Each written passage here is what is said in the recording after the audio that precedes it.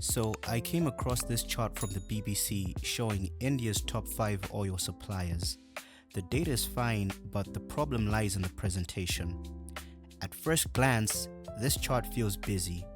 For every month, we have 5 bars, 5 colors, and a legend you keep going back to. This leaves your brain doing the heavy lifting, matching colors, comparing bars, and moving across months just to get the message.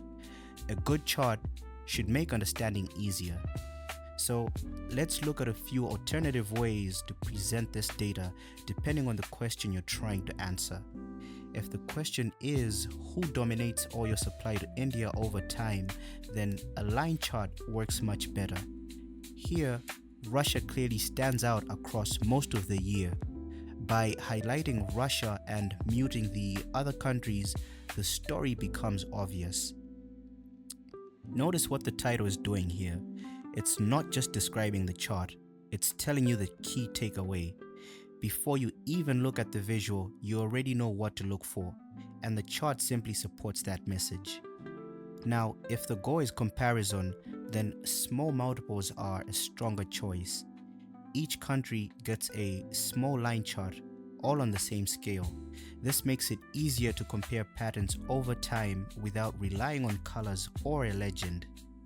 In this view, you can see that while Russia supplies the most oil, other countries show very different patterns. There's one more option that can answer both of these questions, and that's a panel chart.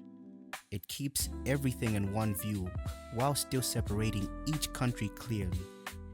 I cover this approach in a separate video which I've linked to this timestamp. Now, before you go, I hope you try applying these techniques in your next data presentation and let me know how it goes. If you found this helpful, feel free to like, comment, and subscribe for more data visualization tutorials. See you in the next one.